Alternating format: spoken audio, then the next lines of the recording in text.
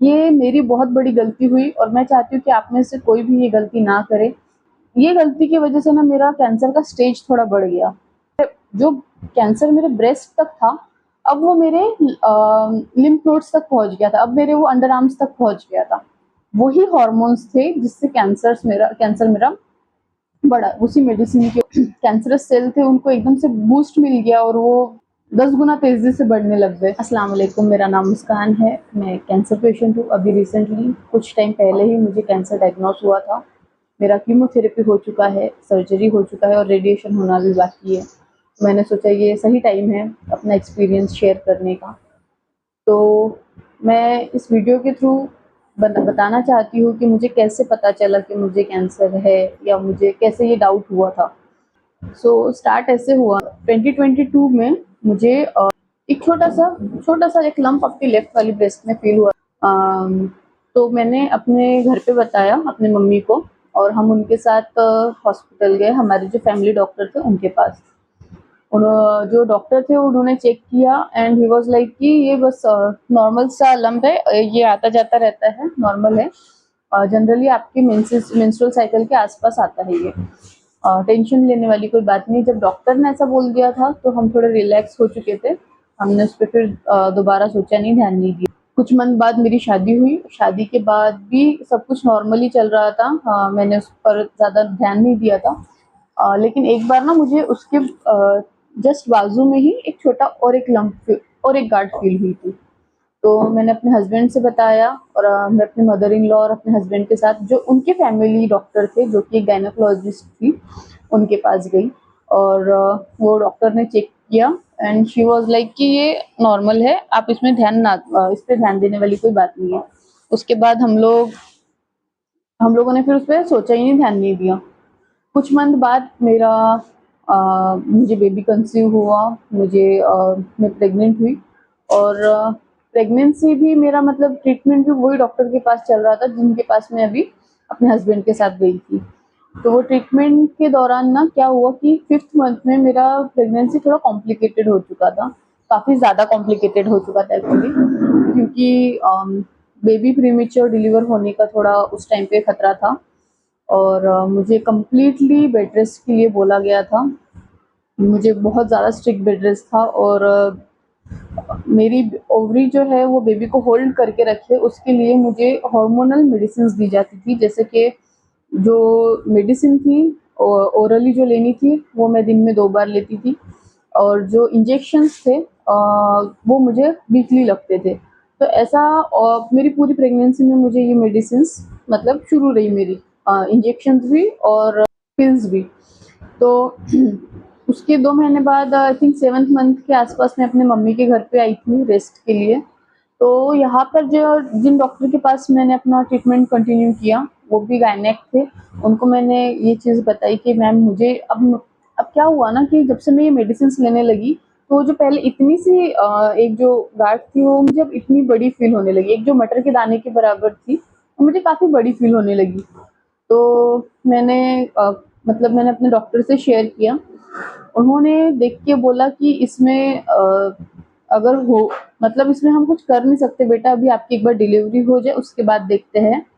उन्होंने एक और बात मुझे बताई कि जनरली बोले प्रेगनेंसी के टाइम पे फीमेल्स ऑलरेडी मिल्क फ्लो होना स्टार्ट हो जाता है प्रेगनेंसी में ही। तो मे बी आपका वैसा ही कुछ केस होगा, मे बी आपका मिल्क मतलब जम गया होगा, उसके कारण वो गांठ बनी होंगी, ऐसा कुछ उन्होंने मुझे एक ऐसा कुछ रीज़न दिया था। तो मैंने भी फिर उसके बारे में ज़्यादा ध्यान नहीं दिया। जब डॉक्टर ने बोला था तो फिर ऐसा हुआ ना कि मुझे 3-3 डॉक्टर्स ने बोल दिया था ये ध्यान देने वाली बात। लेकिन मन में तो डाउट था ही। मैंने यूट्यूब वगैरह किया था तो उसमें भी यही आ रहा था, यूट्यूब पे भी सर्च किया, गूगल सर्च किया था तो उसमें भी यही आ रहा था कि जनरली जो कैंसरस गांठ होती है ये 45-50 के एज में आती है। और जो इस एज में मतलब मेरी एज 25 है अभी, तो उस टाइम पे मेरी एज 22 या 23 होगी। तो उस एज में अगर ऐसी कुछ गांठ आती है तो वो नॉर्मल होती है, उसमें ऐसा टेंशन लेने वाली कोई बात नहीं होती है। तो फिर मैंने उस पर फिर ध्यान नहीं। अब बात आती है मेरी डिलीवरी की। जब मेरी डिलीवरी हो चुकी थी किसी और हॉस्पिटल में हुई, तो मेरी डिलीवरी के टाइम पे जब मुझे डिस्चार्ज होने वाला था उससे 1-2 दिन पहले वहाँ पे एक डॉक्टर आए थे, सीनियर डॉक्टर थे वो, तो उन्होंने मुझे पूछा कि कुछ फीडिंग में वगैरह प्रॉब्लम आ रही है या नहीं, या कुछ ऐसा कुछ इशू है, या कोई गांठ ऐसी फील हो रही है कि ब्रेस्ट में। तो मैंने उनको फिर बताया कि ऐसा है कि मुझे ये गांठ है और मुझे काफ़ी टाइम से है और ऐसा-ऐसा है। तब तक मेरे माइंड में कुछ भी नहीं था उस टाइम तक। पता नहीं वो डॉक्टर को क्या डाउट हुआ, और अच्छा ही हुआ कि उन्हें वो डाउट हुआ। वहीं से मतलब मुझे पता चल पाया कि मतलब कुछ ऐसा हो सकता है, वरना मैं तो ध्यान नहीं दे रही थी। उन्हें पता नहीं क्या डाउट हुआ कि उन्होंने मुझे सोनोग्राफी सजेस्ट किया। उन्होंने बोला कि आप एक बार सोनोग्राफी करवा लो इसका, डिस्चार्ज होने से पहले। तो मैं उसी हॉस्पिटल में नीचे वाले फ्लोर पे सोनोग्राफी करवाने गई, सोनोग्राफी करवाया। सोनोग्राफी की जो रिपोर्ट्स थी वो डॉक्टर देख के थोड़ा-सा सस्पिशियस थी, उन्हें थोड़ा डाउट हुआ, तो उन्होंने मुझे फिर आगे मैमोग्राफी के लिए सजेस्ट किया। मेरा मैमोग्राफी हुआ उसी हॉस्पिटल में उसी टाइम पे। मैमोग्राफी हुआ, मैमोग्राफी में भी कुछ डाउटफुल रिपोर्ट आई। तो मैं जो वहाँ के सीनियर डॉक्टर, मतलब जो मैं केबिन में डॉक्टर को दिखाने गई थी रिपोर्ट, वहाँ पे उस टाइम पे उनके सीनियर भी बैठे हुए थे। मैंने डायरेक्ट अपनी रिपोर्ट जो है सीनियर को दिखाई, जो डॉक्टर वहाँ पे सीनियर थे। तो मुझे अच्छी तरह याद है वो मैम के एक्सप्रेशंस, वो थोड़ा-सा ना मतलब डाउटफुल थी। मैंने उनसे पूछा कि मैम कुछ डरने वाली बात तो नहीं है? एंड शी वाज़ लाइक कि बेटा आप ना एक बार इसका एफएनएससी करवा लो। थोड़ा-सा तो डाउटफुल लग रहा है, ऐसा नहीं है कि कैंसर वाली ही गाँठ होगी, बट थोड़ा तो डाउट लग रहा है, तो आप ना बेटर है कि आप एक बार एफएनएससी करवा लो। ऐसा जब डॉक्टर ने बोला तो मैं भी थोड़ा-सा परेशान हो चुकी थी उस टाइम पे। मैंने फिर मैं वापस अपने रूम में आई। अपने रूम पे मैंने मेरे मम्मी-पापा थे, मेरे हस्बैंड थे, मैंने ये सब सारी बातें शेयर करी कि डॉक्टर ने ऐसा-ऐसा बोला है, और उसी दिन मुझे डिस्चार्ज होने वाला था। तो हमने सबने मिलके डिसाइड ऐसा किया कि हम लोग उस दिन एफएनएससी नहीं करवाते हैं, हम घर पे जाते हैं, घर पे जाकर पहले जो इस चीज़ के स्पेशलिस्ट है, हम उनसे 2-4 डॉक्टर्स को दिखाएँगे, उनकी सबकी जो राय रहेंगी उसके मुताबिक आगे स्टेप लेंगे। क्योंकि ना ऐसा होता है कि हमें नॉर्मली ऐसा हमारे दिमाग में मतलब डाल दिया जाता है, ऐसा बोलते हैं कि बायोप्सी नहीं करवाना चाहिए, या उसमें नीडल या ऐसा कुछ कर इंसर्ट नहीं करना चाहिए, उसके कारण वो जो कैंसर होता है वो जल्दी फैलता है। पर ये सब मतलब बेकार की बात है, ऐसा कुछ नहीं होता है। मतलब अगर आप टेस्ट ही नहीं करोगे, तो आपको पता कैसे चलेगा कि वो कैंसरस है या नॉन कैंसरस है? और अगर आपको पता ही नहीं चलेगा तो आप ट्रीटमेंट कैसे लोगे? ये तो बेसिक सी बात है कि आपको उसके लिए टेस्ट करना ही पड़ेगा। ये मेरी बहुत बड़ी गलती हुई, और मैं चाहती हूँ कि आप में से कोई भी ये गलती ना करे। अगर आपको ऐसा कुछ डाउट है और आपके डॉक्टर आपको सजेस्ट करते हैं टेस्ट, तो आप प्लीज़ वो टेस्ट कराइए, और मेरी तरह मतलब डिले मत करिए। मैंने उसके बाद फिर मैं हॉस्पिटल से घर पे आ गई, और मेरे 2-3 महीने ऐसे ही निकल गए घर पे, क्योंकि बेबी भी बहुत छोटी थी, मेरी भी खुद की रिकवरी होनी थी उस टाइम पे, मैं भी खुद रिकवर हो रही थी। तो ऐसे करते-करते मुझे 2-3 महीने मेरे निकल गए। फिर मैं जब अपने इन-लॉज़ के घर वापस गई, मैंने फिर अपने हस्बैंड से एक बार ऐसे शेयर किया कि यार डॉक्टर ने जो बोला था, मुझे थोड़ा डाउट हो रहा है उस बात पे, क्योंकि डॉक्टर ने जिस तरह से बोला था, मेरे रिपोर्ट्स देख के जो उनके एक्सप्रेशंस थे वो मुझे याद थे। मैंने अपने हस्बैंड से शेयर किया, और मैं अपने हस्बैंड के साथ वहाँ के जो उनकी गाँव मतलब उनके टाउन में जो सर्जन थे, मैं उनके पास गई। वहाँ पर मैंने अपना मतलब चेकअप करवाया, तो वो डॉक्टर ने खुद चेक भी नहीं किया। उनके साथ जो उनके एक सिस्टर थे, उन्होंने उनके थ्रू चेक करवाया। उन्होंने खुद चेक भी नहीं किया, और उन्होंने बोल दिया कि ये मेबी ये ब्रेस्ट मिल्क के कारण हो रहा है, ये मिल्क वाली गांठ है। आप एक काम करो, मैं आपको कुछ मेडिसिन्स देता हूँ, 1-2 वीक आप ये मेडिसिन्स का कोर्स करो, और अगर फिर भी आपको बेनिफिट नहीं होता है तो फिर आके मुझे दिखाना। क्योंकि वो डॉक्टर ने भी सीरियसली मुझे चेक नहीं किया था, तो मैंने भी उनकी कंसल्टेशन को सीरियसली नहीं लिया। मैंने बोला कि मुझे किसी और डॉक्टर को दिखाना है बाद में। मैंने उनकी दी हुई मेडिसिन्स भी नहीं ली। उसके बाद हम एक दूसरे मैम के पास गए, जो काफ़ी टॉप की मतलब गायनेकोलॉजिस्ट थी उस शहर। वो मैम ने भी सेम बात बोली कि मे बी ये ब्रेस्ट मिल्क के कारण हो रहा है। ऐसा जनरली होता है इस टाइम पे। आप टेंशन मत लो। और उन्होंने तो मुझे मल्टीविटामिन्स लिख के दे दी। मैंने बोला नहीं, मुझे किसी अच्छे डॉक्टर को दिखाना है। तो फिर नागपुर में मेरे सिस्टर इन लॉ के पहचान में एक सर्जन थे, डॉक्टर शिल्पा चौधरी मैम। वो काफ़ी अच्छी डॉक्टर थी, तो उन्होंने मुझे सजेस्ट किया कि मैं एक बार उनको दिखा दूँ। तो मैं अपने हस्बैंड के साथ, अपने मदर इन लॉ के साथ उनके पास गई। उन्होंने भी मुझे सेम बात ही बोली ऑलमोस्ट, कि ये ना आपको इस टाइम पे ब्रेस्ट मिल्क की गांठ बनती है और ये उसके कारण हो सकती है, तो आप ध्यान मत दो। और उन्होंने मुझे कुछ मेडिसिन दे दी जो मुझे पहले वाले डॉक्टर ने दी थी, कि ये ब्रेस्ट मिल्क की अगर गांठ होगी तो इससे वो डिसॉल्व हो जाएंगी और आप टेंशन लेने वाली कोई बात नहीं है। उसके बाद अच्छा हुआ कि उस टाइम पे मतलब पता नहीं मेरे माइंड में क्या आया कि मैं कैबिन से निकल रही थी, निकलते वक्त मैंने डॉक्टर को बोला कि मैम मुझे इसमें ना एक ये गांठ ना मुझे 2 साल पहले से है। अच्छा हुआ कि मैंने वो बोला, अगर वो नहीं बोलती तो पता नहीं क्या होता। मैंने उनको बोला तो फिर उन्होंने बोला अच्छा 2 साल से है तो फिर आप एक काम करो कि आप ना इसका एक बार सोनोग्राफी करवा लो। हालांकि मेरे सोनोग्राफी और मामोग्राफी पहले हो चुका था, फिर भी जब डॉक्टर ने बोला तो मैंने सोचा कि ठीक है करवा लेते हैं। सोनोग्राफी हुआ मेरा वापस से, फिर सोनोग्राफी में भी थोड़ा डाउटफुल आया, तो वही डॉक्टर ने मुझे फिर एफएनएससी सजेस्ट किया। मेरी गलती ये हुई ना कि ये गलती की वजह से ना मेरा कैंसर का स्टेज थोड़ा बढ़ गया, क्योंकि अगर यही चीज़ मैं डिलीवरी के टाइम पे जब मुझे एफएनएससी का बोला गया था उस टाइम पे करवा लेती, तो वो जो कैंसर मेरे ब्रेस्ट तक था, अब वो मेरे लिम्फ नोड्स तक पहुंच गया था, अब मेरे वो अंडर आर्म्स तक पहुंच गया था।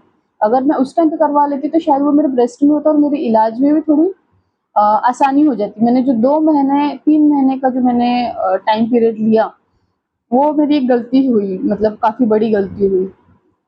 और उसके बाद फिर मेरा एफएनएससी हुआ, एफएनएससी की रिपोर्ट आई, एफएनएससी में थोड़ा डाउटफुल था, तो बायोप्सी सजेस्टेड था उसमें। फिर मेरा बायोप्सी हुआ, बायोप्सी में तो कंफर्म आ गया कि कैंसर है ही करके, कैंसर है करके बायोप्सी में कंफर्म हुआ। और उसमें फिर एक और बायोप्सी हुई उसी सैंपल के साथ कि ये कौन सा वाला कैंसर है। मतलब ब्रेस्ट कैंसर में भी ना 4 टाइप होते हैं, कि एक ईआरपीआर पॉजिटिव होता है, एक HER2 नेगेटिव, ट्रिपल नेगेटिव, ऐसे 4 तरीके होते हैं। तो उसमें वो चीज़ कंफर्म हो गई कि मुझे ईआरपीआर पॉजिटिव वाला है। और ये इसी वजह से हुआ क्योंकि मुझे जो प्रेगनेंसी में जो हार्मोन्स लग रहे थे ना, वही हार्मोन्स थे जिससे कैंसर मेरा बढ़ा, उसी मेडिसिन की वजह से, क्योंकि मुझे एस्ट्रोजन और प्रोजेस्टेरॉन के हार्मोन्स दिए जा रहे थे। वो ज़रूरी भी था उस टाइम पे, मेरी प्रेगनेंसी सेफली निकल जाए उसके लिए ज़रूरी भी था, पर उसका एक साइड इफेक्ट यहाँ पर हो रहा था मेरे ब्रेस्ट में। तो उनको एकदम से, मतलब जो कैंसरस सेल थे उनको एकदम से बूस्ट मिल गया और वो 10 गुना तेजी से बढ़ने लग गए। तो वो सिर्फ उस 2-3 महीनों के गैप में मुझे वो कैंसर मेरे ब्रेस्ट से निकल के मेरे अंडर आर्म से चला गया। तो आप लोगों को अगर ऐसा कुछ डाउट है तो प्लीज़ वेट मत कीजिए, किसी का वेट मत कीजिए, किसी अच्छे डॉक्टर को दिखाइए। और मेरा सजेशन रहेगा कि गायनेक को दिखाने से बेटर है कि आप किसी जो प्रोफेशनल ऑन्कोलॉजिस्ट होते हैं आप उनको दिखाइए, वो ज़्यादा अच्छे से समझ पाएंगे। क्योंकि मेरे केस में मैंने कम से कम 6 डॉक्टर्स को दिखाया था, और 7th टाइम मुझे, मतलब डॉक्टर ने 7th टाइम भी मुझे वही समझा था उन्होंने कि नॉर्मल है। जब मैंने खुद होके बोला कि नहीं मुझे डाउट है ये कैंसरस हो सकता, ये 2 साल से है, तब उन्होंने मुझे सोनोग्राफी सजेस्ट किया। तो प्लीज़ आप लोग ना, ऐसा कुछ डाउट है अगर आपको तो आप तुरंत उस चीज़ का चेक करिए। और बस फिर उसके बाद मुझे कंफर्म हो गया कि ये ब्रेस्ट कैंसर है। तो फिर जो काफ़ी अच्छे डॉक्टर है, नितिन बम्मनवार करके ऑन्कोलॉजिस्ट हैं, उनके पास मैं गई और वहाँ पर हमने अपनी रिपोर्ट्स दिखाई। डॉक्टर ने रिपोर्ट्स देखने के बाद मुझे कंफर्म कर दिया कि ये तो कैंसर है और इसके लिए आपको कीमो लगेगा। और मे बी ये अगर कुछ टाइम पहले पता चला होता तो शायद कीमो की ज़रूरत नहीं पड़ती, लेकिन अब काफ़ी थोड़ा लेट हो चुका था, वो अंडर आर्म्स तक, मेरे लिम्फ नोड्स तक पहुँच चुका था, तो फिर तो कीमो लेना ही था। और फिर उन्होंने बताया कि इसके बाद सर्जरी होगा, फिर उसके बाद रेडिएशन रहेगा, उसके बाद नॉर्मल हो जाएगा। ये वीडियो बनाने के पीछे का मकसद यही है कि मैं आप लोगों को सबको बताना चाहती हूँ कि अगर आपको ऐसा कुछ लगता है कि नहीं कैंसर के बाद अगर हमारी लाइफ रुक जाएगी या पता नहीं हम पहले वापस जैसे लाइफ को जी नहीं पाएंगे, तो ऐसा कुछ नहीं है। अभी तो मेरा आधा ही ट्रीटमेंट हुआ है, मैं बोलूँगी कि 70% ही हुआ है। अभी तो रेडिएशन बाकी, उसके बाद हार्मोनोथेरेपी होगा। लेकिन अल्हम्दुलिल्लाह अभी मैं वापस अपनी लाइफ की नॉर्मल ट्रैक पे आ रही हूँ। नॉर्मल और सारी चीज़ें नॉर्मल होती है वक्त के साथ। उस वक्त पे हमें थोड़ा हिम्मत रखना होता है, हमें थोड़ी अपनी विल पावर को मजबूत रखना होता है। और ये वीडियो के थ्रू ना मैं यही मैसेज पहुंचाना चाह रही हूँ, जो भी इस वक्त मेरी वीडियो देख रहे हैं, और ऑब्वियसली अगर आप मेरी वीडियो देख रहे हैं तो आपको या आपके फैमिली में किसी न किसी को ये बीमारी होंगी, तभी आप इस बारे में सर्च करके इस वीडियो तक पहुंचे हो। तो बस यही एक मैसेज है मेरा कि ना आपकी विल पावर स्ट्रांग रखना है आपको, या आपके फैमिली में अगर किसी को है, अल्लाह ना करे कि उनको ये बीमारी हो, लेकिन अगर हो गई है, डिटेक्ट हो चुकी है, कंफर्म हो चुकी है, तो आपको ना हिम्मत रखनी है और उनकी भी हिम्मत बढ़ानी है। क्योंकि ये आजकल ना टेक्नोलॉजीज इतनी स्ट्रांग हो चुकी है, मतलब माशाल्लाह टेक्नोलॉजी, डॉक्टर्स इतने अच्छे हैं, मेडिसिन इतनी अच्छी आ रही है कि ये बीमारी ना 100% क्यूरेबल है। और जो ब्रेस्ट कैंसर है स्पेशली, वो 100% क्यूरेबल है अगर सही टाइम पे डिटेक्ट हो जाए तो बस हिम्मत रखिए और थोड़ा विल पावर को स्ट्रांग करिए। जितना आपका विल पावर अच्छा रहेगा, उतना आपका ट्रीटमेंट जल्दी होगा, आसानी से होगा और ज़्यादा अच्छी तरह से होगा। तो बस मैं यही मैसेज पहुंचाना चाहती हूँ। Thank you so much.